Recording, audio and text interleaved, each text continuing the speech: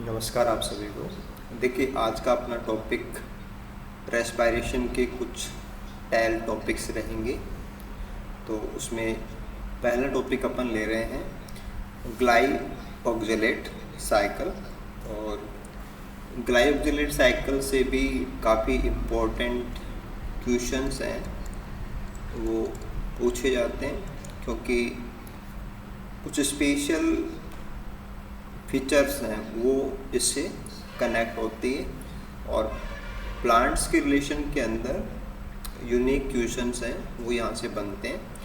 तो आज के इस वीडियो में सबसे पहले अपन उन्हीं के बारे में बात करेंगे। तो देखो, जब बात आती है पाथवे की, तो ग्लाइऑक्सिलेट साइकिल का मतलब ये है कि इसमें ग्लाइऑक्सिलेट बनता है कि एज ए कंपाउंड ग्लाइऑक्सिलेट की फॉर्मेशन होती है। Glyoxylate forms. अभी कैसे बनता है, कहाँ से बनता है, वो भी अपन समझेंगे। एक जो क्वेश्चन पूछा जा सकता है कि जैसे रेस्पिरेशन है वो तो सभी में होता है, प्लांट्स एनिमल्स सभी रेस्पिरेशन करते हैं, तो क्या ग्लाइऑक्सिलेट साइकिल भी सभी में होता है? तो आपका जो आंसर है उसमें आना चाहिए कि प्लांट्स, और प्लांट्स के साथ में जैसे आप माइक्रोब्स ले सकते हैं, बैक्टीरिया, ऐसे जो प्रोटिस्ट हैं, और फंजाई, इन सब के अंदर ये पाथवे पाया जाता है। कि प्लांट्स के रिलेशन में अपन इसको पढ़ेंगे, क्योंकि मेनली जो क्वेश्चन है वो प्लांट्स के रिलेशन में ही आएगा। तो प्लांट्स में, बैक्टीरिया में, प्रोटिस्टा के अंदर, फंजाई के अंदर ये पाथवे पाया जाता है। एक बात आती है कि ये कहाँ पे होता होगा या इसकी साइट क्या होती है। तो जैसे ग्लाइकोलाइसिस है वो साइटोप्लाज्म में होता है, रेस्पिरेशन है वो माइटोकॉन्ड्रिया के अंदर होता है, ग्लाइऑक्सिलेट साइकिल जो है वो ग्लाइकोक्सोसोम में होता है, ग्लाइकोक्सोसोम्स। अब ग्लाइकोक्सोसोम्स प्रोक्सिसोम जैसी संरचनाएं होती हैं, लाइक प्रोक्सिसोम्स। एक्चुअल में देखो क्या है कि मेम्ब्रेन बाउंड स्ट्रक्चर्स होती हैं, सिंगल मेम्ब्रेन बाउंड स्ट्रक्चर्स होती हैं, दोनों ही सिंगल मेम्ब्रेन बाउंड स्ट्रक्चर। क्योंकि कुछ एग्जाम्स में आपने देखा होगा कि एक क्वेश्चन ये भी आता है कि ऑर्गेनेल दिए हुए होते हैं, आपसे पूछते हैं कि सिंगल मेम्ब्रेन, डबल मेम्ब्रेन कौन से हैं। तो ग्लाइकोक्सोसोम, प्रोक्सिसोम सिंगल मेम्ब्रेन बाउंड ऑर्गेनेली होते हैं, इनमें एक ही मेम्ब्रेन होती है। अब प्रोक्सिसोम तो उसको बोलते हैं जिसके अंदर प्रोक्सीडेज एंजाइम मेन एंजाइम होता है, जो कि लॉन्ग चेन फैटी एसिड्स के डिग्रेडेशन के लिए काम करता है। ग्लाइकोक्सोसोम भी वैसी ही सिंगल मेम्ब्रेन बाउंड स्ट्रक्चर्स होती हैं, लेकिन इनके अंदर जो पाथवे है वो मेनली होता है ग्लाइऑक्सिलेट साइकिल। तो ऐसी सिंगल मेम्ब्रेन बाउंड स्ट्रक्चर्स जिनमें प्रोक्सीडेज एंजाइम मेनली काम करता है वो प्रोक्सिसोम्स हैं। कैटालेज एंजाइम्स भी होते हैं वहाँ पे। तो कुछ एंजाइम्स के नाम से भी ऑर्गेनेली है वो पूछा जाता है। तो ग्लाइकोक्सोसोम्स प्रोक्सिसोम जैसे ही है, बट यहाँ पे प्रोक्सीडेज एंजाइम मैन नहीं होता है, यहाँ पे ग्लाइऑक्सिलेट साइकिल है वो मैन होता है। ठीक है, इसके बाद में आपका जो क्वेश्चन मोस्ट प्रोबेबली पूछा जाएगा वो आएगा कि प्लांट्स के अंदर ग्लाइऑक्सिलेट साइकिल का जो इम्पोर्टेंस है वो इम्पोर्टेंस है जर्मिनेटिंग फैटी सीड्स के अंदर। जर्मिनेटिंग फैटी सीड्स, आपको ध्यान देना है कि हर बीज नहीं होगा, जिन बीजों के अंदर फैट स्टोर होता है उनको अपन फैटी सीड बोलते हैं। तो ऐसे बीज जो फैट स्टोर करके रखते हैं और वो जब जर्मिनेट करते हैं तो ये पाथवे एनर्जी प्रोडक्शन के लिए बहुत इम्पोर्टेंट होता है। इम्पोर्टेंस इसमें क्या है कि फैटी एसिड्स जो होते हैं उनसे ग्लूकोज का फॉर्मेशन होता है। अब जैसे एनिमल सिस्टम के अंदर हमें ऐसा कोई एग्जाम्पल नहीं मिलेगा जहां हम फैट से ग्लूकोज बना सकते हैं, लेकिन इवन हमारी बॉडी है उसमें भी फैट से ग्लूकोज है वो नहीं बनता। यानी कि एनिमल्स के अंदर ऐसा कोई सिस्टम नहीं है कि हम फैट से ग्लूकोज बना लें, अदरवाइज तो हम भूखे रह सकते हैं। हमारी बॉडी के अंदर फैट है, उससे ग्लूकोज बना के हमारा जो ब्लड ग्लूकोज है उसको हम मेंटेन कर सकते हैं, बट हमारे अंदर ग्लाइकोजेनेट साइकिल नहीं होता है। प्लांट्स ऐसा कर सकते हैं, तो इसीलिए ये क्वेश्चन और ये टॉपिक ज़्यादा इम्पोर्टेंट हो जाता है कि रेस्पिरेशन का ही एक मॉडिफाइड वर्जन होता है। बट बड़ी बात क्या है कि फैट से ग्लूकोज बनता है। देखो फैट से ग्लूकोज कैसे बनता है उसको भी आप थोड़ा सा समझ लीजिए कि फैट का जब डिग्रेडेशन होता है तो उसको अपन बोलते हैं बीटा ऑक्सीडेशन, और जब फैटी एसिड्स का बीटा ऑक्सीडेशन होता है तो जो प्रोडक्ट बनता है उसको अपन बोलते हैं एसिटिल कोएंजाइम ए। तो ये प्रोडक्ट होता है कि जब भी फैट टूटते हैं तो एसिटिल कोएंजाइम ए बनता है, और एसिटिल कोएंजाइम बाद में जाएगा ग्लाइकोजेनेट साइकिल के अंदर, और ग्लाइकोजेनेट साइकिल से फिर यहाँ पे ग्लूकोज बनता है। देखो माइटोकॉन्ड्रियल रेस्पिरेशन के अंदर ग्लूकोज को बर्न किया जाता है, उससे एटीपी बनता है। यहाँ एटीपी नहीं बनाना होता है, यहाँ पे ग्लूकोज बन के आता है। तो फिर एक टॉपिक आता है बायोकेमिस्ट्री का कि अगर हम किसी भी सोर्स से ग्लूकोज बनाते हैं तो इसको अपन बोलते हैं ग्लूकोनियोजेनेसिस। ग्लूकोनियोजेनेसिस।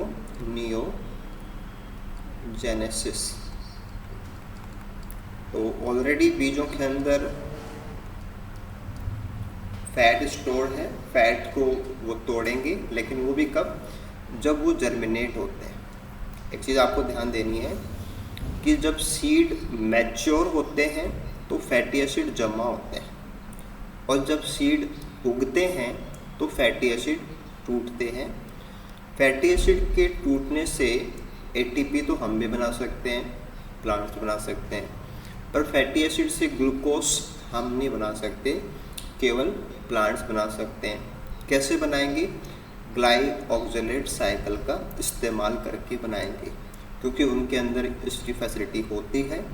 हमारी बॉडी के अंदर ग्लाइकोजेनेट साइकिल ऑपरेट नहीं हो सकता। ठीक है, नया ग्लूकोज जो बनता है उसको अपन बोलते हैं ग्लूकोनियोजेनेसिस। देखो हमारी बॉडी भी ग्लूकोनियोजेनेसिस करती है। अगर हम ह्यूमन की बात करें तो हम जो ग्लूकोनियोजेनेसिस करते हैं वो हम बनाते हैं पायरुविक एसिड से ग्लूकोज, और पायरुविक एसिड से जब ग्लूकोज बनाया जाता है तो उसमें हम ग्लाइकोलाइसिस को रिवर्स करते हैं। ग्लाइकोलाइसिस का वो रिवर्सल होता है। लेकिन अगर हम प्लांट्स की बात करें तो प्लांट्स के अंदर एसिटिल कोएंजाइम ए से ग्लूकोज बनाया जा रहा है, और यहाँ जो पाथवे काम आएगा वो ग्लाइकोजेनेट पाथवे है। वैसे अपन कह सकते हैं कि ये टीसीए का एक मॉडिफाइड सिस्टम है। ये होने को टीसीए ही है, लेकिन पूरा टीसीए नहीं है, आंशिक रूप से टीसीए का इस्तेमाल होता है। कुछ टीसीए का पार्ट है, कुछ अलग पार्ट है, उनसे मिलके ग्लाइकोजेनेट बनता है, वो पाथवे बनता है। बट बड़ी बात क्या है कि प्लांट्स स्पेशली जर्मिनेटिंग सीड्स जिनमें कि फैट है, वो अपने फैट को ग्लूकोज में कन्वर्ट कर सकते हैं। देखिए सीड जर्मिनेशन को लेके दो एंगल आपके क्लियर होने चाहिए, क्योंकि जो बीज हैं उसको हम दो प्रकार से लेते हैं। एक जिनमें स्टार्च भरा रहता है और एक जिनमें फैटी एसिड्स हैं वो भरे रहते हैं, है ना। कुछ बीजों में स्टार्च होता है, कुछ में वो ऑयली होते हैं, उनमें फैटी एसिड्स होता है। जब हम स्टार्च का इस्तेमाल करते हैं, जैसे कि मान लो आपका गेहूं है, मक्का है, इनमें मेन स्टार्च है, तो स्टार्च के टूटने से जो बनेगा, है ना, जो दैट इज वो कार्बोहाइड्रेट होता है। और स्टार्च से हम ग्लूकोज बनाते हैं। इसमें एक एंजाइम बहुत इम्पोर्टेंट होता है, वो होता है that is alpha amylase enzyme. और अल्फा अमाइलेज एंजाइम जो होता है वो पर्टिकुलर जो एल्यूरोन लेयर होती है ना, बीजों के अंदर जो स्टार्च वाले बीज होते हैं उनके अंदर कार्बोहाइड्रेट जो भरा रहता है, स्टार्चिक पार्ट एंडोस्पर्म, उसके बाहर प्रोटीन की परत होती है और उसका नाम होता है एल्यूरोन। तो एल्यूरोन का एंजाइम होता है अल्फा अमाइलेज। वो क्या करता है कि स्टार्च को तोड़ता है और उससे ग्लूकोज बनता है। और यहीं पे रोल आ जाता है जिब्रेलिक एसिड का, कि जो जिब्रेलिक एसिड है वो एल्यूरोन लेयर से जो सिक्रेशन है उसका, और वो फिर बाद में पर्टिकुलर जो अल्फा अमाइलेज है उसको एक्टिवेट करता है, और एक हार्मोन है वो बीजों के अंकुरण के अंदर हेल्प करता है, वो जिब्रेलिक एसिड है। दूसरी साइड में जब हम फैटी एसिड्स में आते हैं, जो तेल वाले बीज हैं, फैटी एसिड जिनमें स्टोर है, तो वहाँ फैटी एसिड से ग्लूकोज बनता है, और वो पाथवे हम अभी डिस्कस कर रहे हैं, ये वाला है, दिस इज ग्लाइकोक्सिलेट। तो ओवरऑल देखें तो एक ही चीज़ होती है कि बीजों को जब जर्मिनेट करना होता है तो एनर्जी की ज़रूरत होती है। एनर्जी के लिए उनको कार्बोहाइड्रेट बनाना होता है, यानी कि ग्लूकोज बनाना होता है। तो कुछ डायरेक्ट स्टार्च से बनाते हैं, तो उनमें alpha amylase, aleurone layer, gibberellic acid, यहाँ से क्वेश्चन बनता है वो वाला। फैटी एसिड्स हैं, उनमें क्वेश्चन बनेगा वो ग्लाइकोजिलेट साइकिल से बनता है। तो जर्मिनेटिंग सीड्स काफ़ी इम्पोर्टेंट टॉपिक होता है, और प्लांट फिजियोलॉजी के अंदर अलग अलग जगह से यहाँ पे क्वेश्चन आने की बहुत ज़्यादा संभावना होती है। तो सबसे पहले अपन ग्लाइकोजिलेट साइकिल को डिटेल में समझते हैं कि ये TCA से कहाँ मैच करता है, कहाँ डिफरेंट है, और इसके रोल क्या है। देखिए, हमने यहाँ पे TCA को बना रखा है कि ये जो डायग्राम अपन देख रहे हैं, ये TCA साइकिल का आउटलाइन हमने यूज़ किया है। और ग्लाइकोजिलेट साइकिल जो होता है वो TCA का ही एक वेरिएंट है, यानी कि आप इसको बोल सकते हैं एनाबॉलिक वेरिएंट। एनाबॉलिक हम उन प्रोसेस को बोलते हैं जहाँ पे कुछ बनता है, सिंथेसाइज होता है। एक कैटाबॉलिक होती है जहाँ पे टूटता है, तो TCA तो कैटाबॉलिक करके उसमें टूटता है। एनाबॉलिक का मतलब सिंथेसिस होता है। तो यहाँ पे ग्लूकोज का सिंथेसिस होता है, जो अपन अभी इसमें डिस्कस करेंगे। तो होने को TCA है, लेकिन उसका वेरिएशन है, उसमें थोड़ा वेरिएंट है, बदला हुआ रूप है, और यहाँ पे कुछ बनेगा, यानी कि सिंथेसिस होता है, तो एनाबॉलिक है। ठीक है, देखो जर्मिनेटिंग सीड्स के एंगल से हम इसको समझ लेते हैं कि ये पाथवे अपन जर्मिनेटिंग फैटी सीड्स के लिए समझ रहे हैं।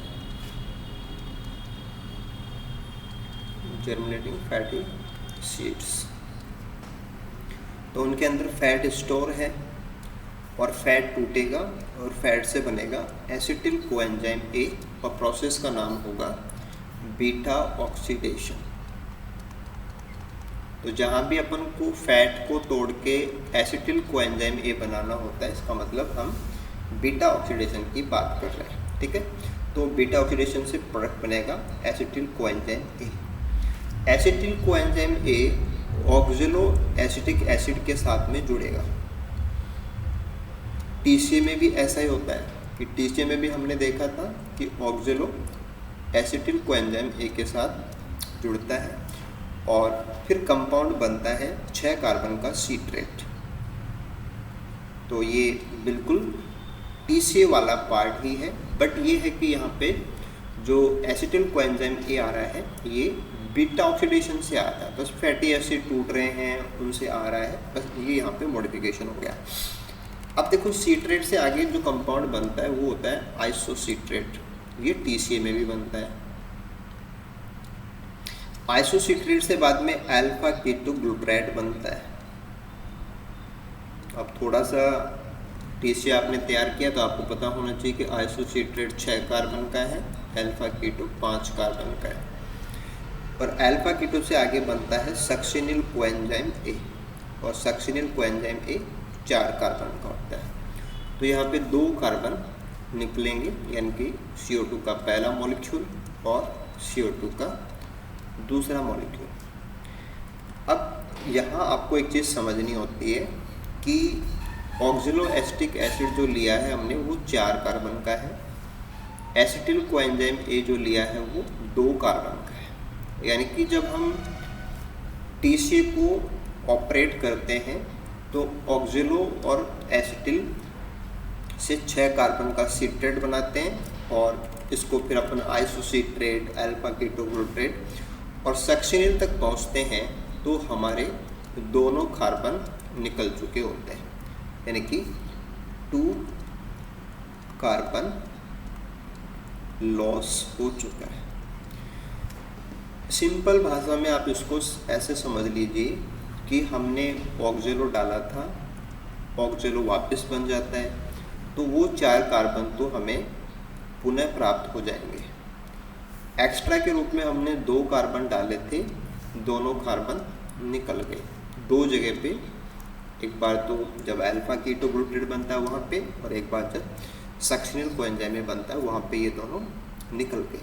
तो अगर हम यहाँ तक पहुँचते हैं, है ना, कि एसिटिल कोएंजाइम ए से चल के अगर हम सक्सिनिल तक पहुँचते हैं तो हमने इस पाथवे में जो ऐड किया था, ये हमने ऐड किया था 2 कार्बन, और ये दोनों कार्बन निकल चुके होते हैं, राइट। तो अभी यहाँ तक आते आते हमने जो इसमें डाला वो इसमें से निकल गया। अब आगे क्या होता है कि इससे सक्सिनेट बनता है, सक्सिनेट भी 4 का ही है, फिर फ्यूमरेट बनता है, ये भी 4 कार्बन का है, फिर मैलेट बनता है, ये भी 4 कार्बन का है, ऑक्जेलो भी 4 कार्बन का है। तो प्रॉपर TCA में ये सब ऐसे चलता है। अब देखो ग्लाइकोक्सिलेट साइकिल में हमें ग्लूकोज बनाना है और फैटी एसिड यानी कि एसिटिल कोएंजाइम से ग्लूकोज बनाना है, तो हमारे कार्बन लॉस नहीं होनी चाहिए। इसकी कंडीशन क्या है कि CO2 प्रोड्यूस नहीं होनी चाहिए। अगर कार्बन CO2 के रूप में निकल गया तब तो हमने जो डाला वो तो उड़ गया, हमें उससे कुछ बनेगा नहीं, हम ग्लूकोज नहीं बना सकते। तो हमारा पाथवे डाइवर्ज हो जाता है। देखो पाथवे को हम दूसरे कलर से ले लेते हैं ताकि आप समझ जाएं कि हमारा पाथवे कहाँ पे है। तो हमारा पाथवे स्टार्ट होगा एसिटिल कोएंजाइम ए से सीट्रेट, फिर सीट्रेट से आइसोसीट्रेट, आइसोसीट्रेट बाद में टूट जाता है और आइसोसीट्रेट से बनेगा ग्लाइकोक्सिलेट,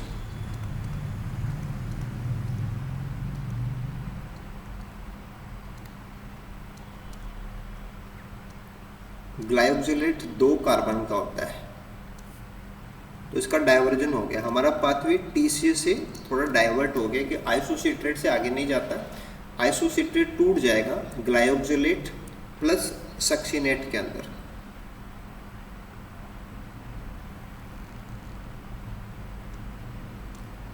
तो सक्सिनेट 4 कार्बन का है, ग्लाइकोक्सिलेट 2 कार्बन का है, तो हमारे जो 6 कार्बन का आइसोसीट्रेट होता है वो डायरेक्टली सक्सिनेट और ग्लाइकोक्सिलेट में कन्वर्ट हो जाता है, और ग्लाइकोक्सिलेट बाद में कन्वर्ट होता है मैलेट में। तो मैलेट सिंथेज एंजाइम काम करेगा यहाँ पे, मैलेट सिंथेज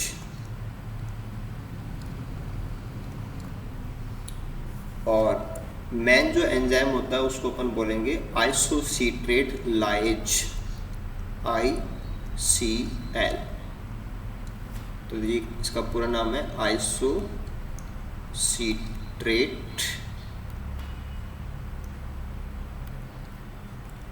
लाइज। देखो लाइज उसको बोलते हैं जो बॉन्ड को तोड़ते हैं, लाइगेज उनको बोलते हैं जो बॉन्ड को लाइगेशन करते हैं, बनाते हैं। तो यहाँ का बहुत ही मेन एंजाइम होता है ICL, आइसोसीट्रेट लाइज। तो मान लीजिए कि किसी पेशेंट को ट्यूबरकुलोसिस हो गया, तो बैक्टीरिया हैं उनके अंदर, माइकोबैक्टीरियम ट्यूबरकुलोसिस, उससे ये होता है। तो उस बैक्टीरिया के अंदर भी ये ग्लाइकोजेनेट साइकिल चलता है। तो अगर पेशेंट को ठीक करना है तो हम जो मेडिसिन देते हैं वो मेडिसिन ICL को ब्लॉक करती है, ICL को ब्लॉक। तो अगर ICL काम नहीं करेगा तो ग्लाइकोजेनेट साइकिल काम नहीं करेगा। तो ग्लाइकोजेनेट साइकिल का पहला पार्ट हमने देखा कि हमारा TCA आइसोसीट्रेट से डाइवर्ज हो जाता है और आइसोसीट्रेट से बाद में डायरेक्टली सक्सिनेट और ग्लाइकोजेनेट बनता है। सक्सिनेट जो बना था वो सक्सिनेट बाद में काम आता है फ्यूमेरेट बनाने में, फ्यूमेरेट से मैलेट बनेगा और मैलेट से ऑक्जेलो बनता है। अब मैलेट से जो ऑक्जेलो बना है उस ऑक्जेलो का बाद में फर्दर मॉडिफिकेशन होता है कि TCA में भी ऑक्जेलो बनता है और यहाँ हमारा जो सक्सिनेट है उससे भी, तो ग्लाइकोजेनेट है उससे भी मैलेट बनेगा और वो भी ऑक्जेलो के लिए कंट्रीब्यूट करता है। तो ऑक्जेलो दो जगह से बन रहा है, TCA में भी बनता है, सक्सिनेट से भी बनता है, ग्लाइकोजेलेट से भी बनता है। तो ऑक्जेलो यहाँ का मेन कंपाउंड हो गया कि ऑक्जेलो एसीटेट बनेगा। अब ऑक्जेलो एसीटेट का फर्दर कन्वर्जन होता है और ऑक्जेलो जैसे कि हमने कहा कि ये 4 कार्बन का है, इससे बनेगा फॉस्फोइनॉल पायरुवेट, फॉस्फोइनॉल पायरुवेट जो कि 3 कार्बन का होता है, पैप। तो ग्लाइकोजेनेट साइकिल में जैसे हम ऑक्जेलो तक पहुंच गए तो ऑक्जेलो के बाद में ऑक्जेलो कन्वर्ट होता है पैप में, फॉस्फोइनॉल पायरुवेट, और एंजाइम होता है वो पैप कार्बोक्सिलेज एंजाइम है, एक CO2 निकल जाएगा और 3 कार्बन का पैप बनेगा और फिर पैप से ग्लूकोज बनता है। तो हमारी बॉडी के अंदर भी पैप से ग्लूकोज बनता है, उसको अपन बोलते हैं ग्लूकोनियोजेनेसिस। तो ये ग्लूकोनियोजेनेसिस है। तो डैश पार्ट अपन दिखा रहे हैं, ये हमारी बॉडी में भी होता है और ये प्लांट्स के अंदर भी होता है। दिस इज नया ग्लूकोज बनना, यानी कि ग्लूकोनियोजेनेसिस। लेकिन हमारे अंदर इसका सोर्स जो होता है वो कार्बोहाइड्रेट होता है, पायरुविक एसिड है, पायरुविक एसिड से पायरुविक फॉस्फोइनॉल पायरुवेट बनता है, उससे फिर हम ग्लूकोज बनाते हैं। लेकिन प्लांट ने कहाँ से बनाया? प्लांट ने फैटी एसिड से बनाया। तो प्लांट्स स्पेशल हो जाते हैं कि प्लांट्स फैटी एसिड का इस्तेमाल करके TCA का थोड़ा आंशिक रोल लेंगे कि वो आइसोसीट्रेट तक TCA को इसमें यूज़ करते हैं, फिर ग्लाइकोजेलेट बनाते हैं। इसी से इसका नाम है ग्लाइऑक्सिसोम और ग्लाइकोजेलेट साइकिल। सक्सिनेट भी बनेगा और फिर फाइनली ऑक्जेलो बनता है। ऑक्जेलो को ये कन्वर्ट कर लेंगे ग्लूकोज बनाने के लिए। तो इस प्रकार से अपन देख सकते हैं कि जो जर्मिनेटिंग फैटी सीड्स होते हैं वो कार्बन का लॉस किए बिना, है ना, एसिटिल कोएंजाइम A से ग्लूकोज बना लेते हैं। देखिए ग्लाइकोजेलेट साइकिल के बाद में हम नेक्स्ट पार्ट इसमें ऐड करेंगे, वो है फर्मेंटेशन। और फर्मेंटेशन भी उसी प्रकार से काफ़ी इम्पोर्टेंट एक छोटा सा सेक्शन है जहाँ से अच्छे क्वेश्चन पूछे जाते हैं, कुछ निश्चित पॉइंट्स हैं वो आपसे पूछे जाते हैं। तो फर्मेंटेशन और रेस्पिरेशन में अगर हम बात करें तो जो हमारा एरोबिक रेस्पिरेशन है, एरोबिक रेस्पिरेशन। तो एरोबिक रेस्पिरेशन के अंदर माइटोकॉन्ड्रिया यूज होता है, माइटोकॉन्ड्रिया यूज होता है। और ग्लाइकोलाइसिस से जो पायरुविक एसिड बन के आता है, उस पायरुविक एसिड से एटीपी बनता है। पायरुविक एसिड से एटीपी बनते हैं और जो कार्बन है वो CO2 के रूप में लॉस्ट हो जाता है। लेकिन जब हम फर्मेंटेशन की बात करेंगे तो फर्मेंटेशन में ऐसा नहीं होता है।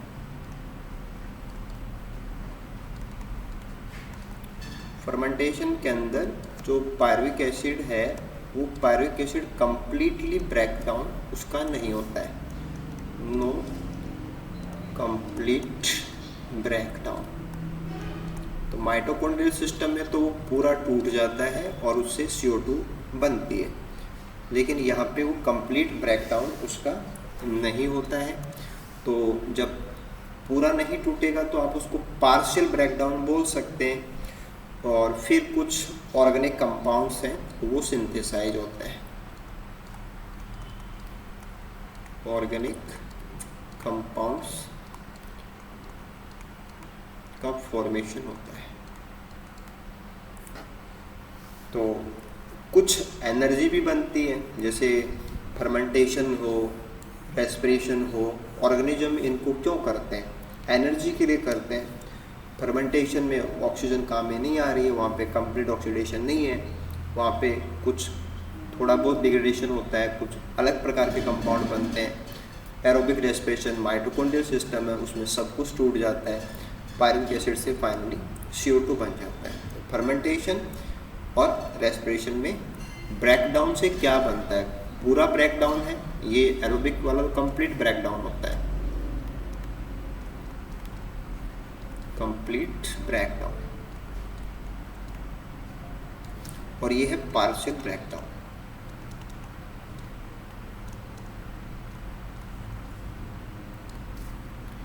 ओके, अब हम फर्मेंटेशन से जुड़े हुए कुछ वेरिएशंस हैं, कुछ टाइप्स हैं, उनको डिस्कस करेंगे। तो एक एक करके हम इनके बारे में बात करते हैं। वन इज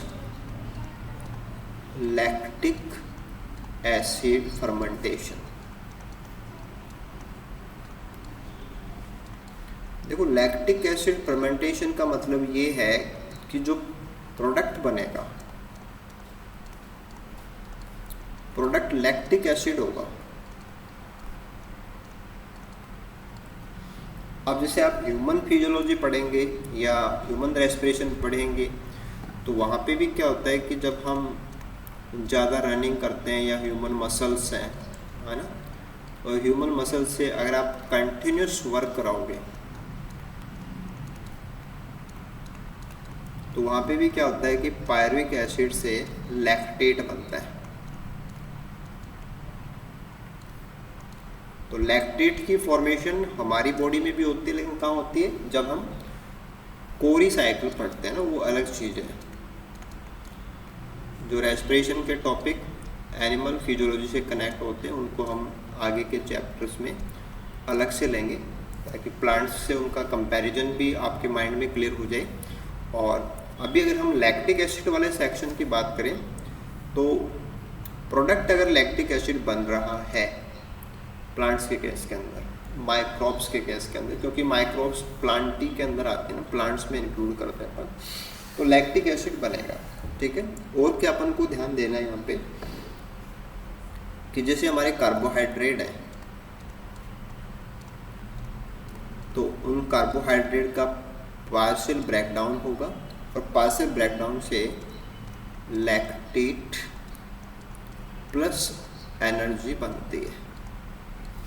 यानी कि कुछ ऐसे माइक्रोब्स हैं जो एनर्जी बनाने के लिए कार्बोहाइड्रेट को थोड़ा सा तोड़ते हैं और लैक्टेट बनाते हैं, राइट।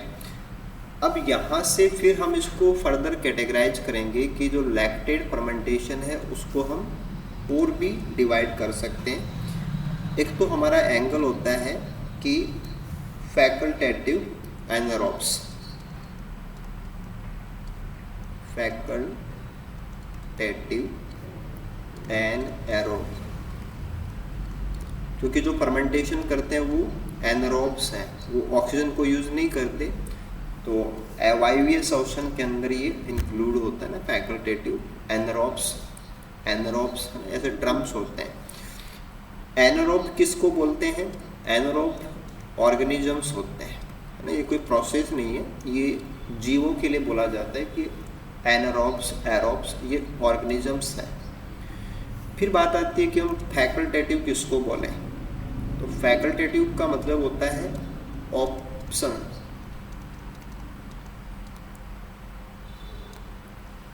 कि इनके पास एक ऑप्शन है ऑक्सीजन के बिना भी सरवाइव करने का। तो ऐसे ऑर्गेनिज्म, क्योंकि आप कंफ्यूज, बहुत सारे स्टूडेंट इस जगह पे बहुत अच्छे से कंफ्यूज रहते हैं, आपका कंफ्यूजन क्लियर होना चाहिए। देखो इसमें ऐसे ध्यान रखना होता है कि यहाँ जैसे रियल नेचर जो है वो तो है एरोब, जो ऑर्गेनिज्म है उनका रियल नेचर तो जो लिखा है आगे वो है रियल नेचर, कि वास्तव में जो जीव है वो किस प्रकार का है, एनारोब है। लेकिन वो कभी कभी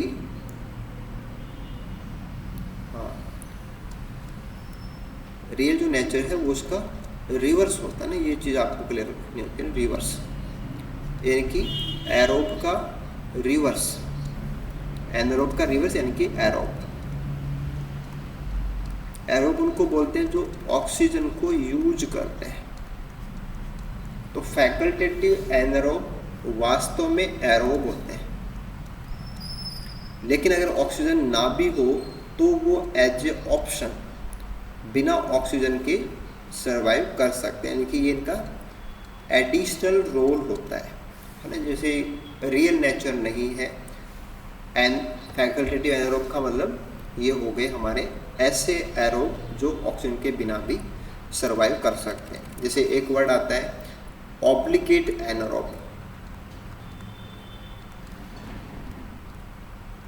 तो ऑब्लिगेट जहां भी लिखा होता है, ऑब्लिगेट का मतलब होता है नो ऑप्शन, ये कोई ऑप्शन नहीं है कि ये जिंदा रहेंगे तो एरोब ही है, ऑक्सीजन के बिना ये जिंदा ही नहीं रह सकते। जैसे लिखा है ऑब्लिगेट पैरासाइट, तो जिंदा रहेगा तो पैरासाइट की तरह ही रहेगा। ऑब्लिगेट सैप्रोफाइट, तो जब भी भोजन लेगा सैप्रोफाइट की तरह ही लेगा। हाँ बोलिए, ऐसा क्या कह रहे हो? कंपल्सरी मीन्स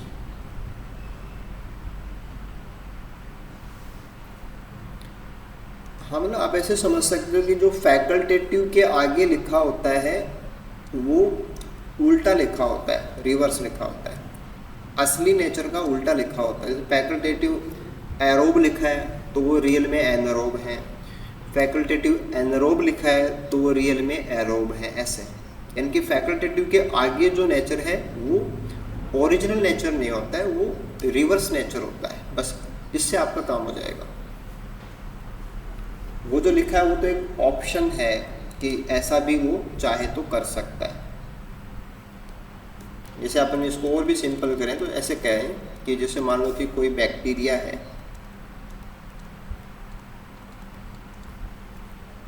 वो ओनली ऑक्सीजन यूज करता है, तो आप इसको बोलेंगे ऑब्लिगेट एरोब।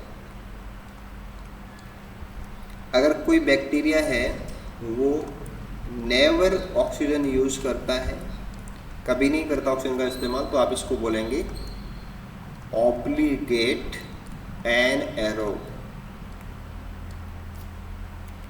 लेकिन फिर अगर हम ऐसा कहें कि कोई बैक्टीरिया है जो नॉर्मली तो क्या करता है, ऑक्सीजन को यूज करता है, बट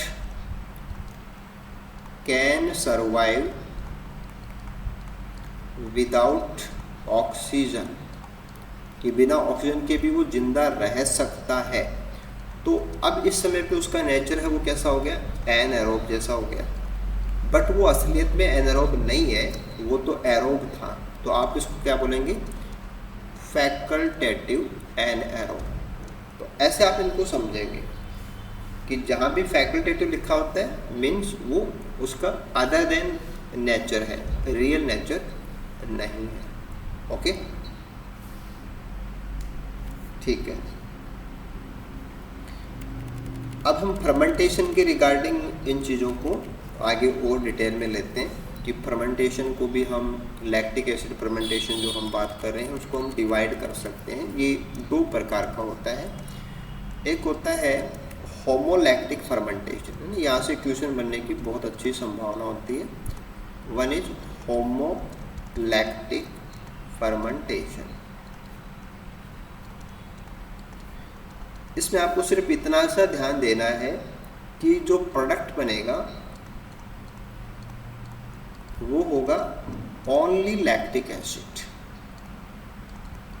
कि लैक्टिक एसिड के अलावा कोई दूसरी चीज़ नहीं बनेगी, केवल लैक्टिक एसिड बनेगा। एनर्जी है वो तो सभी में बनती है, उसको हम यहाँ पे बार बार नहीं लिख रहे, बट ये कि होमोलैक्टिक फर्मेंटेशन एक ऐसा फर्मेंटेशन होगा जिसमें प्रोडक्ट के नाम पे केवल लैक्टिक एसिड बनेगा।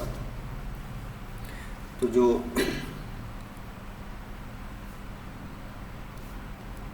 है ना पर्टिकुलर अगर हम बात करें तो जो पायरुविक एसिड होता है उसका कन्वर्जन होता है लैक्टेट के अंदर,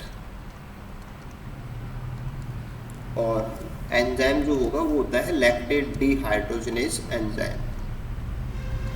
लैक्टेट डिहाइड्रोजनेज एंजाइम जो लिया था ये अभी हमने जो बात की कि हमारे जो मसल्स हैं वहाँ भी काम करता है, लेकिन हम अभी केवल फर्मेंटेशन के रिगार्डिंग समझ रहे हैं। तो ओनली प्रोडक्ट है वो लैक्टिक एसिड बनेगा। अब हमारा क्वेश्चन है उसमें कुछ एग्जाम्पल्स आते हैं कि भाई होमोलैक्टिक के एग्जाम्पल कौन है, हेटेरोलैक्टिक के एग्जाम्पल कौन है। तो आपको इसमें ध्यान देना है कि स्ट्रेप्टोकोकस,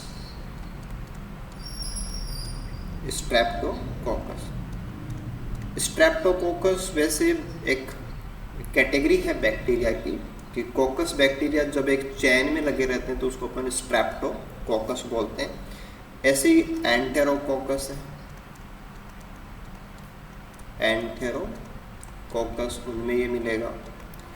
सिमिलरली लैक्टोकोकस,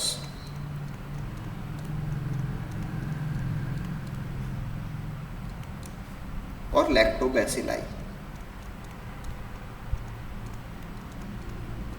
बैसिलस एक वचन के लिए होता है, बैसिलाई बहुवचन के लिए होता है। तो दही के अंदर है ना, जब हम कर्ड की बात करते हैं, दूध से जब हम दही बनाते हैं तो वो लैक्टोबैसिलस है। ग्राम से स्टेनिंग करते हैं अपन, लैक्टोबैसिलस काम में लेते हैं, वहाँ पे स्मेयर बनाते हैं। तो केवल लैक्टिक एसिड बनाने वाले होमोलैक्टिक फर्मेंटेशन में आएंगे, और वहाँ प्रोडक्ट केवल लैक्टिक एसिड होता है। तो स्ट्रेप्टोकोकस में ये मिलता है, एंटेरोकोकस है, लैक्टोकोकस है, लैक्टोबैसिलस है। इन सब में फर्मेंटेशन का प्रोडक्ट ओनली लैक्टेट होता है। तो पाथवे को अपन होमोलैक्टेड फर्मेंटेशन बोलेंगे। जैसे होमोलैक्टेड होता है वैसे ही हेटेरोलैक्टेड फर्मेंटेशन भी होता है, कि जहाँ पे अदर प्रोडक्ट्स भी बनेंगे। तो दूसरा होता है हेटेरोलैक्टिक फर्मेंटेशन, हेटेरोलैक्टिक फर्मेंटेशन। अब यहाँ जैसे नाम से ही आप समझ गए होंगे कि हेटेरो का मतलब हो गया विषम, असमान जो होता है, यानी कि जो प्रोडक्ट बनेंगे उन प्रोडक्ट्स के अंदर लैक्टिक एसिड तो होगा ही होगा, प्लस अदर कंपाउंड्स भी होंगे। तो होमो और हेटेरो में यही अंतर है कि होमो में केवल लैक्टिक बनता है, हेटेरो में लैक्टिक के अलावा जो दूसरे प्रोडक्ट्स हैं वो भी बनते हैं। मैकेनिज्म किस प्रकार से ऑपरेट होती है हम उसकी बात करते हैं। जैसे कि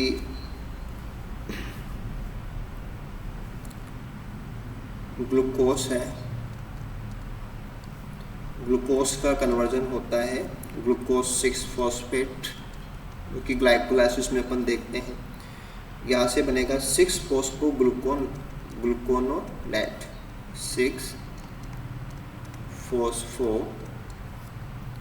ग्लूकोनेट, तो ये कंपाउंड यहाँ का स्पेशल है, 6-फॉस्फोग्लूकोनेट। ग्लाइकोलाइसिस की पहली स्टेप के अंदर ग्लूकोज 6-फॉस्फेट बनता है, फिर फ्रक्टोज 6-फॉस्फेट बनता है, या फिर फ्रक्टोज नहीं 6-फॉस्फोग्लूकोनेट बनता है, और 6-फॉस्फोग्लूकोनेट का बाद में कन्वर्जन होता है राइबोलोज 5-फॉस्फेट। राइबोलोज 5-फॉस्फेट, और राइबोलोज 5-फॉस्फेट कन्वर्ट होता है एसिटिल कोएंजाइम ए में, और दूसरा प्रोडक्ट बनता है ग्लिसरैल्डिहाइड 3-फॉस्फेट। ग्लिसरैल्डिहाइड 3-फॉस्फेट। तो ग्लिसरैल्डिहाइड 3-फॉस्फेट तो ग्लाइकोलाइसिस में भी बनता है। तो एक तो एसिटिल कोएंजाइम ए बनेगा और एक ग्लिसरैल्डिहाइड 3-फॉस्फेट बनेगा, क्योंकि जो राइबोलोज 5-फॉस्फेट है ये 5 कार्बन का है, इससे 2 कार्बन का एसिटिल बनता है और 3 कार्बन का ग्लिसरैल्डिहाइड 3-फॉस्फेट बनता है। अब देखो जो एसिटिल कोएंजाइम ए बना है इससे बनता है एसिटैल्डिहाइड, एसिटैल्डिहाइड, और एसिटैल्डिहाइड बाद में कन्वर्ट होता है इथेनॉल के अंदर।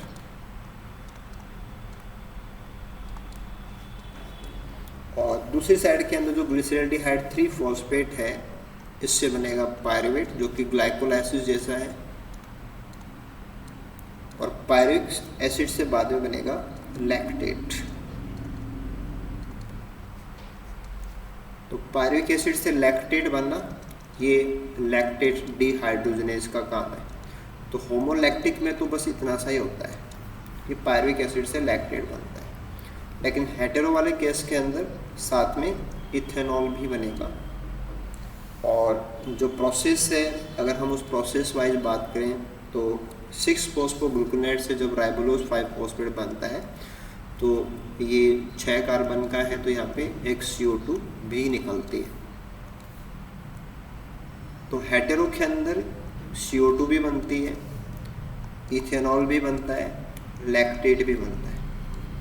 तो हेटेरोलैक्टिक फर्मेंटेशन के अंदर लैक्टेट के अलावा इथेनॉल प्लस CO2 बनते हैं। तो एक तो बन गया आपका लैक्टेट, एक बन गया इथेनॉल, और एक बन गया CO2। तो हेटेरोलैक्टिक फर्मेंटेशन के अंदर अदर देन बात करें तो इथेनॉल और CO2 भी बनते हैं। ओके है। तो देखो इस पाथवे के रिगार्डिंग एक तो आपको ध्यान देना है कि जो एग्जाम्पल है वो है ल्यूकोनोस्टॉक। ल्यूको कलरलेस के लिए आता है कि जैसे नोस्टॉक ब्लू ग्रीन एल्गी है, तो उसका एक वेरिएंट है जिसको अपन ल्यूकोनोस्टॉक बोलते हैं। तो उसके अंदर ल्यूको का मतलब कलर नहीं है, पिगमेंट नहीं है, फोटोसिंथेटिक कैपेसिटी नहीं है, तो वो हेटेरोलैक्टिक फर्मेंटेशन का एग्जाम्पल है। वैसे ही इस पाथवे को एक अलग से नाम भी दिया जाता है, वो है फोस्फोकीटोलेज पाथवे। तो हेटेरोलैक्टिक फर्मेंटेशन के अंदर फोस्फोकीटोलेज पाथवे यूज होता है, जबकि होमोलैक्टिक के अंदर ऐसा कुछ भी नहीं होता है। तो अभी हमने 2 चीज़ें देखी कि फर्मेंटेशन में या तो ओनली लैक्टिक एसिड बनेगा तो हम बोलेंगे होमोलैक्टिक, या उसमें लैक्टिक के अलावा इथेनॉल और CO2 बना तो हम उसको बोलते हैं हेटेरोलैक्टिक फर्मेंटेशन। ऐसे हम तीसरा ले सकते हैं, that is ethanol fermentation. Ethanol fermentation, ये फर्मेंटेशन का जो प्रोडक्ट होगा वो यहाँ पे बन के आएगा इथेनॉल। तो प्रोडक्ट विल बी इथेनॉल।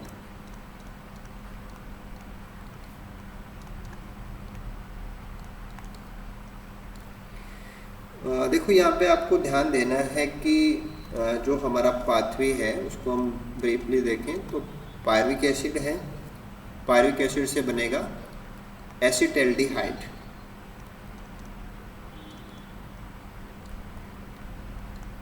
और एसिटैल्डिहाइड से बनेगा इथेनॉल। दो स्टेप्स के अंदर जो पहला एंजाइम है वो होता है हमारा pyruvate D carboxylase. Pyruvate D carboxylase, तो आप नाम से ही समझ जाना कि CO2 को निकालेगा। वैसे भी क्या है, पायरुविक एसिड 3 कार्बन का है, एसिटिल्डिहाइड 2 कार्बन का है, तो CO2 निकलती है। तो पायरुवेट डी कार्बोक्सिलेज एंजाइम पहला एंजाइम है। अब इस एंजाइम की एक इम्पॉर्टेंट फीचर होती है कि ये TPP यानी कि thiamine pyrophosphate, thiamine pyrophosphate use करता है एज ए कोफैक्टर। ये इसका कोफैक्टर है। तो TPP को एज ए कोफैक्टर यूज करता है, और जो TPP है वो एंजाइम के एज ए कोफैक्टर, जैसे कि हमने गेटवे पाथ में भी पढ़ा था कि गेटवे के अंदर जब हम पायरुविक एसिड को एसिटिल्डिहाइड में एसिटिल को एंजाइम में कन्वर्ट करते हैं, तो वहाँ पे जो एंजाइम था पायरुवेट डी हाइड्रोजनेज, वो भी TPP को एज ए कोफैक्टर काम में लेता है। दूसरा जो एंजाइम है वो सेकंड स्टेप को कैटलाइज कराता है, उसको अपन E2 बोल सकते हैं, और इसका नाम होता है अल्कोहल डिहाइड्रोजनेज। Alcohol dehydrogenase. तो दो एंजाइम काम करते हैं, दोनों ही डिहाइड्रोजनेज एंजाइम हैं, और अल्कोहल डिहाइड्रोजनेज एंजाइम जो है वो एक्चुअल में जो Zn+ आयंस होते हैं इनको यूज करता है।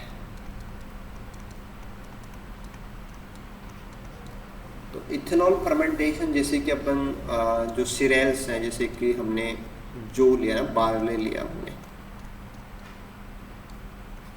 तो बार्ले से जब हम माल्ट बनाते हैं तो इथेनॉल फर्मेंटेशन होता है। तो इथेनॉल फर्मेंटेशन का पाथवे अलग है, लैक्टिक एसिड फर्मेंटेशन का पाथवे अलग है ना। उसमें होमोलैक्टिक फर्मेंटेशन, हेटेरोलैक्टिक फर्मेंटेशन, ऐसे अलग अलग फर्मेंटेशन पार्ट्स हैं वो रहेंगे। तो दो चीज़ें हमने यहाँ पे डिस्कस की, एक germinating fatty seed, fatty acid से ग्लूकोज बना के अपना जर्मिनेशन का सारा एनर्जी है वो लेते हैं, वो एक अलग पॉइंट है। एक फर्मेंटेशन है, फर्मेंटेशन अपने आप में एक अच्छा पॉइंट है। तो दोनों ही चीज़ों से क्वेश्चन है वो आने की अच्छी खासी संभावना रहती है। अब एंजाइम्स के नाम भी हैं, प्रोडक्ट के नाम भी हैं, और पर्टिकुलर कौन से ऑर्गेनिजम्स हैं, एग्जाम्पल्स क्या हैं, वो सब आप अच्छे से तैयार करेंगे। अब इसके बाद में एक और इसमें माइनर सेक्शन अपन आज की क्लास में ऐड करेंगे, और वो है रेस्पिरेशन क्यूसेंट। और रेस्पिरेशन क्यूसेंट से भी बहुत एग्जाम्स में क्वेश्चन है वो रहे हुए। तो रेस्पिरेशन क्यूसेंट क्या होता है, उसकी वैल्यूज़ क्या क्या हो सकती हैं, और कौन सी वैल्यू का क्या मतलब होता है, ये हम नेक्स्ट डिस्कस कर रहे हैं। ओके, तो अभी अपन नेक्स्ट डिस्कस करते हैं कि रेस्पिरेशन क्यूसेंट क्या होता है, और कौन सी कंडीशन में रेस्पिरेशन क्यूसेंट की वैल्यू क्या होगी, क्योंकि क्वेश्चन जो है वो इसी बात को लेके पूछे जाते हैं। देखो, पहला तो ये होता है कि अपन रेस्पिरेशन क्यूसेंट को शॉर्ट में RQ से रिप्रेजेंट करते हैं। जैसे फोटोसिंथेटिक क्यूसेंट को हमने PQ बोला था, वैसे रेस्पिरेशन क्यूसेंट को अपन RQ बोलते हैं। RQ हो या PQ हो, दोनों ही एक्चुअल में है क्या चीज़, तो ये होते हैं वॉल्यूमेट्रिक रेशियो, यानी कि आप कह सकते हैं कि ये आयतनात्मक अनुपात होते हैं, यानी कि आयतन का अनुपात होता है। इसमें एक कॉन्सेप्ट होती है कि जो अनुपात हम निकालते हैं उसमें जो गैस बाहर निकलती है उसको ऊपर लेते हैं, जो गैस कंज्यूम होती है उसको नीचे लेते हैं। जैसे रेस्पिरेशन है तो उसमें निकलने वाली गैस CO2 है, तो CO2 का वॉल्यूम डिवाइडेड बाय काम में आने वाली गैस O2 है, तो O2 का वॉल्यूम। तो रेस्पिरेशन क्वोशिएंट हो जाएगा कि काम में आने वाली O2 का वॉल्यूम और निकलने वाली CO2 के वॉल्यूम का अनुपात है। तो कितना CO2 निकलता है उसकी मात्रा को हम कितना O2 कंज्यूम होता है उससे डिवाइड करें तो हमें RQ मिल जाएगा। अब जैसे साइड में अपन फोटोसिंथेटिक क्वोशिएंट PQ को भी समझ सकते हैं। उसमें क्या होता है कि निकलने वाली गैस O2 होती है और काम में आने वाली गैस CO2 होती है। तो उसका फॉर्मूला अलग है कि वहाँ ऑक्सीजन का वॉल्यूम डिवाइडेड बाय CO2 का वॉल्यूम होता है, और रेस्पिरेशन के अंदर रिवर्स हो जाएगा कि निकलने वाली गैस CO2 है और काम में आने वाली गैस O2 है। ठीक है, अब देखो क्या होगा कि अगर जितना CO2 निकलता है और उतना ही O2 अगर काम में आता है तो सेम अगर वैल्यू दोनों के बराबर हो, जैसे कि 6 मॉलिक्यूल CO2 के निकलते हो, 6 O2 काम में आते हो, तो 6 divided by 6 is equal to 1 हो जाता है। तो RQ की वैल्यू 1 कब आएगी? जब जितना ऑक्सीजन काम में आ रहा है उतना ही CO2 निकल रहा है, यानी कि दोनों का वॉल्यूम अगर बराबर है तो वैल्यू हमारी 1 हो जाएगी। अब अगर इनकी वैल्यूज में कुछ चेंज है तो हमारा RQ उसके अकॉर्डिंग चेंज होता है। तो एक एक करके हम इन चीज़ों को समझ लेते हैं। तो पहला तो जैसे बात करें कि RQ की वैल्यू 1 कब आएगी, तो इसका मतलब है aerobic respiration. Aerobic respiration, aerobic respiration जो हमने अभी पढ़ा कि 6 CO2 रिलीज होंगे, 6 O2 कंज्यूम होंगे। बाई इक्वेशन अगर आप दिखाना चाहें तो जैसे हमारा C6H12 है, O6 plus 6 O2 is equal to 6 CO2 plus 6 H2O plus energy, तो इक्वल हो गया। 6 CO2 के मॉलिक्यूल निकलते हैं, 6 O2 के काम में आते हैं, तो वैल्यू आएगी हमारी 1। यानी कि माइटोकॉन्ड्रियल रेस्पिरेशन में जो हम कंप्लीट रेस्पिरेशन पढ़ेंगे वो RQ की वैल्यू 1 को रिप्रेजेंट करता है। ठीक है, अब ऐसे अपन बात कर सकते हैं कि RQ की वैल्यू है वो इन्फिनाइट आ सकती है। RQ की वैल्यू इन्फिनाइट। अब इन्फिनाइट वैल्यू कब आएगी, तो वो होगा हमारा एनारोबिक रेस्पिरेशन।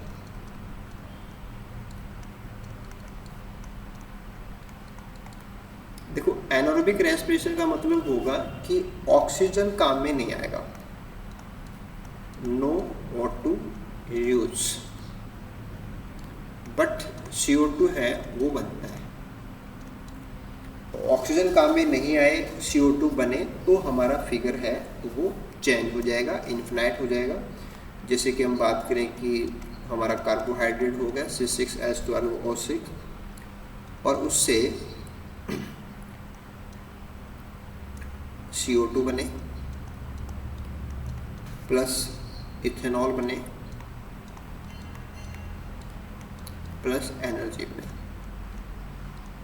तो जो फर्मेंटेशंस हैं उस कैटेगरी में आएंगे कि वहाँ पे CO2 भी बनी है लेकिन ऑक्सीजन काम में नहीं आ रही है। तो CO2 की वैल्यू तो है हमारे पास और ऑक्सीजन की वैल्यू 0 है, तो किसी वैल्यू को अगर हम 0 से डिवाइड करेंगे तो वैल्यू आएगी हमारी इन्फिनाइट। तो अगर इथेनॉल फर्मेंटेशन लिखा है तो भी हमारा वैल्यू इन्फिनाइट है, एनारोबिक लिखा है इन्फिनाइट वैल्यू आएगा। ऐसे हम बात कर सकते हैं कि इसकी वैल्यू 0 भी हो सकती है कि RQ इज इक्वल टू 0। अब RQ की वैल्यू 0 कब होगी, यहाँ पे भी हमारा जो आंसर है वो एरोबिक रेस्पिरेशन आएगा।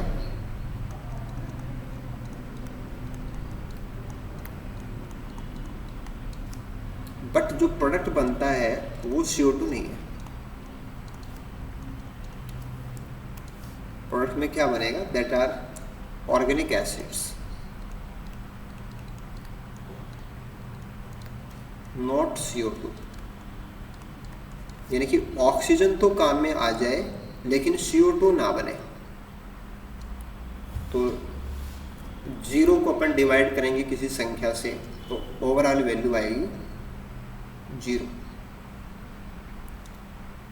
तो अगर एक तो ये कॉन्सेप्ट है कि CO2 बने O2 काम में नहीं आ रही तो इन्फिनाइट, O2 नहीं बन रही CO2 नहीं बन रही, O2 काम में आ रहे हो, एरोबिक रेस्पिरेशन का मतलब ऑक्सीजन यूज होगी। तो ऑक्सीजन तो काम में आ रही है, उसका वॉल्यूम तो है हमारे पास, लेकिन CO2 का वॉल्यूम काम में नहीं आ रही तो वो नहीं है, तो वैल्यू हो गई हमारी 0। जैसे अपन इक्वेशन y दिखाएं तो जैसे इससे 6H12 है और 6 प्लस O2 और फिर इससे ऑर्गेनिक एसिड्स बन जाए।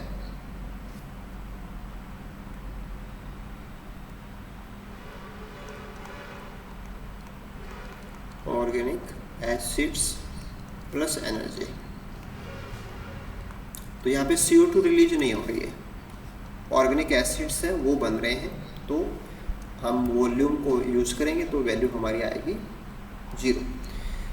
इसमें एक चीज़ आपको और ध्यान देनी है, वो बहुत स्पेशल चीज़ है, और वो होता है कि एक और एग्जांपल आपके पास आएगा, वो आएंगे सक्यूलेंट्स। अब देखो सक्यूलेंट्स के अंदर कैम पाथवे होता है,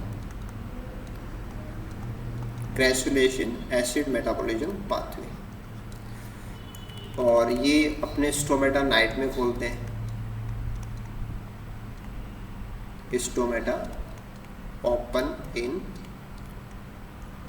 नाइट, यानी कि स्टोमेटा क्लोज होते हैं इनके, क्लोज इन डे। तो सक्यूलेंट प्लांट्स जब रेस्पिरेशन करते हैं, क्योंकि पौधे रेस्पिरेशन तो लगातार करते हैं, तो रेस्पिरेशन करते हैं तो ये O2 CO2 रिलीज करते हैं, रेस्पिरेशन में CO2 निकलेगी, ठीक है। तो सक्यूलेंट पौधे जो CO2 निकालते हैं उस CO2 को रीयूज कर लेते हैं, रीयूज इन, जैसे अपन इसको फोटोसिंथेसिस बोल देंगे, यानी उसका फिक्सेशन कर लेते हैं। तो पौधे को अगर हम कंप्लीटली देखें तो उसने क्या किया कि अपनी CO2 को काम में ले लिया, तो पौधा CO2 रिलीज नहीं करेगा। स्टोमेटा बंद है, स्टोमेटा खुलते हैं तो CO2 बाहर निकलती है, तो स्टोमेटा बंद है, अंदर जितना भी CO2 है वो फोटोसिंथेसिस में काम में लेता है। क्योंकि सक्यूलेंट पौधे रात में जो CO2 पकड़ी थी उसको मैलिक एसिड में जमा किया, फिर उसका डिकार्बोक्सिलेशन करते हैं, उससे काम चला रहे थे, और रेस्पिरेशन जो निकलती है उसको भी वापस से सोख लेते हैं। तो इनके लिए भी जो वैल्यू है वो 0 आएगी। ये बहुत इंपॉर्टेंट क्वेश्चन होता है। तो सक्यूलेंट पौधे वैसे रेस्पिरेशन में CO2 निकालते ज़रूर हैं, बट उनके स्टोमेटा से नहीं निकल सकती, क्योंकि उनके स्टोमेटा बंद होते हैं, और उनकी ग्रोथ को मेंटेन करने के लिए जो भी CO2 है उसको वो रीयूज कर लेते हैं। तो एक ये भी मैटर होता है। इसके बाद में और डिफरेंटली अगर हम जाएं तो एक और वैल्यू मिलेगी कि रेस्पिरेशन क्वोशिएंट की जो वैल्यू है वो 1 से छोटी हो, है ना। This is less than 1 and more than 0, more than 0, कि 0 से तो बड़ी है और 1 से छोटी वैल्यू है। ये आपको ध्यान देना है कि जर्मिनेटिंग सीड्स के रेस्पिरेशन का टाइम होता है।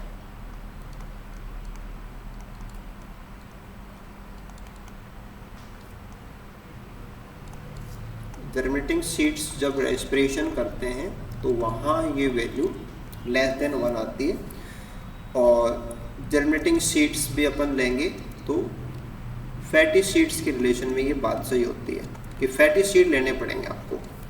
अब देखो फैटी सीड में अभी हमने पढ़ा कि ग्लाइकोलाइड साइकिल चलता है, और फैटी सीड्स में फैट टूटते हैं, उसको अपन बोलते हैं लिपोलाइसिस।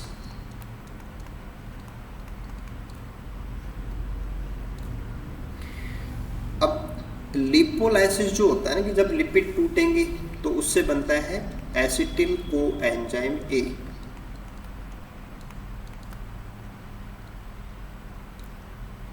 और एसिटिल को एंजाइम बाद में जाएगा TCA में,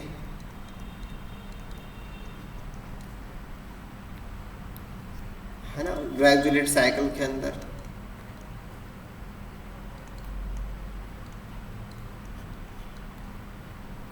तो उनके लिए जो वैल्यू आती है वो हमारी लेस देन 1 आती है, कि वहाँ पे थोड़ा बहुत जो है डिग्रेडेशन वो होता है, बाकी ग्लाइकोलेट साइकिल से वापस से क्या हो जाता है, ग्लूकोज बन जाता है।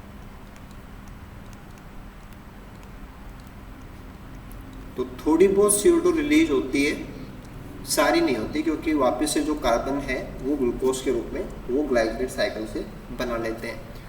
तो यहाँ पर हम बात करें कि हमें लेना होता है volume of CO2 divided by volume of O2। तो ऑक्सीजन है ना, CO2 जो रिलीज हो रही है उसकी मात्रा अगर बराबर होती है तब तो 1 आ जाता है, और अगर ये वैल्यू हमारी छोटी हो और ऑक्सीजन की वैल्यू है वो उससे बड़ी हो, तो एक छोटी संख्या को जब हम बड़ी संख्या से डिवाइड करेंगे तो वैल्यू हमेशा क्या आती है, 1 से छोटी आती है। तो जर्मिनेटिंग सीड्स के अंदर लिपोलाइसिस और ग्लाइकोलेट साइकिल की वजह से ये वैल्यू 1 से छोटी हो जाती है। ऐसे अपन बात कर सकते हैं कि ये वैल्यू 1 से बड़ी भी हो सकती है, कि रेस्पिरेशन क्वोशिएंट की वैल्यू है वो ग्रेटर देन 1।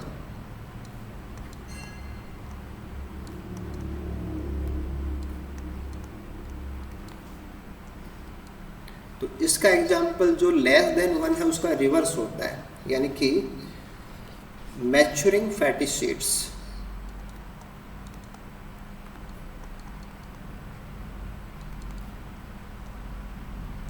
कि जब फैटी एसिड्स मैच्योर होते हैं उस समय पे जो रेस्पिरेशन होता है, उस दौरान रेस्पिरेशन क्वोशिएंट की जो वैल्यू है वो 1 से बड़ी होती है। तो जब सीड मैच्योर हो रहा है उसमें फैटी एसिड जमा हो रहा है ना, कि वो स्टोर कर रहा है, स्टोर फैटी एसिड्स, तो उस दौरान वो लिपिड्स बनाता भी है, तो उसको अपन लिपोजेनेसिस भी बोल सकते हैं, लिपोजेनेसिस। तो लिपिड्स के बनते समय रेस्पिरेशन क्वोशिएंट की वैल्यू है वो होती है हमारी ग्रेटर देन 1, और लिपिड्स जब टूट रहे हैं, फैटी एसिड जर्मिनेट कर रहे हैं, तो होती है लेस देन 1। जितनी CO2 निकल रही है उतनी काम में आ रही है तो होती है 1। और फिर 0 और इन्फिनाइट के केस है, वो ऑक्सीजन काम में नहीं आ रही, CO2 काम में नहीं आ रही, उसके अकॉर्डिंग होते हैं। तो रेस्पिरेशन क्वोशिएंट से काफ़ी अच्छे क्वेश्चन बनते हैं, और particularly less than 1, greater than 1 ये ज़्यादा इम्पोर्टेंट है। इन्फिनाइट, सक्यूलेंट तो है छोटा सा टॉपिक, बट अगर एग्जाम्पल आप क्या ले रहे हो, उस दौरान CO2 और O2 का सिचुएशन क्या है, ये अगर आपने टॉपिक वाइज क्लियर कर रखा है तो आपको दिक्कत इसमें नहीं आनी है। तो ऐसे हमारे कुछ माइनर टॉपिक्स जो प्लांट रेस्पिरेशन के रिलेशन में थे, है ना। 1 इज ग्लाइकोलेट साइकिल, वो जर्मिनेटिंग फैटी एसिड से जुड़ता है। उसके बाद में हमने बात किया कि फर्मेंटेशन है, फर्मेंटेशन के टाइप्स हैं, वो थोड़ा सा डाइवर्जन है, ऑक्सीजन काम में नहीं आती, अदर देन प्रोडक्ट बनते हैं, लैक्टिक एसिड भी बनता है, इथेनॉल भी बनता है, CO2 भी बनता है। और एक आया रेस्पिरेशन क्वोशिएंट जो सिचुएशन वाइज वेरी करता है कि कौन सी कंडीशन में क्या वैल्यू होती है, ये अपने आप में यूनिक टॉपिक बन जाता है।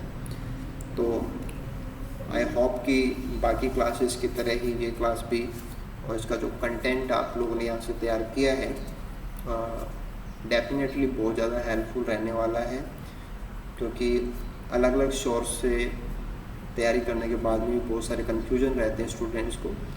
हमारी पूरी कोशिश है कि क्लास के बाद में आप पे कन्फ्यूजन ना हो, ईजीएस्ट वे में सारा आपको क्लियर हो जाए। हालांकि जो बोर्ड वर्क है ये सारा इंग्लिश में है, लेकिन समझाने का काम बहुत ही सरल भाषा में किया गया। तो ओवरऑल ओवरऑल आपकी कॉन्सेप्ट अच्छे से डेवलप होनी चाहिए, आपका कंटेंट बढ़िया से आप तैयार कर लीजिए, क्वेश्चंस भी काफ़ी अच्छे क्वेश्चंस, नेक्स्ट जो टेस्ट रहेगा रेस्पिरेशन का उसमें आपको मिलने वाले हैं। तो एक मल्टीपल फोल्ड लेवल के ऊपर एक तैयारी अगर आप कर लेते हैं तो कंपटीशन एग्ज़ाम्स के क्वेश्चन बहुत सिंपल लेवल के आते हैं, वो अपन आराम से कर लेते हैं। तो आई होप बाकी वीडियो की तरह काफ़ी हेल्पफुल रहेगा। हाँ, आप वीडियो बार बार यूज़ कीजिए, अपना नोट्स बनाने का जो भी है उसमें आप यूज़ कीजिए, कहीं भी आपको दिक्कत आती है तो आप सर्च कीजिए, रिपीट कीजिए, और वीडियो को आप शेयर कीजिए, लाइक भी कीजिए, चैनल को भी आप सब्सक्राइब कीजिए, क्योंकि एज ए कंपटीशन एग्ज़ाम्स को लेके स्टूडेंट्स के कन्फ्यूजन दूर हो जाएं और सभी स्टूडेंट्स को एक अच्छा कंटेंट पढ़ने को मिले, इसके लिए रेगुलर ये यूट्यूब के ऊपर अवेलेबल है, तो आप इसका पूरा फ़ायदा उठाइए। Thank you so much.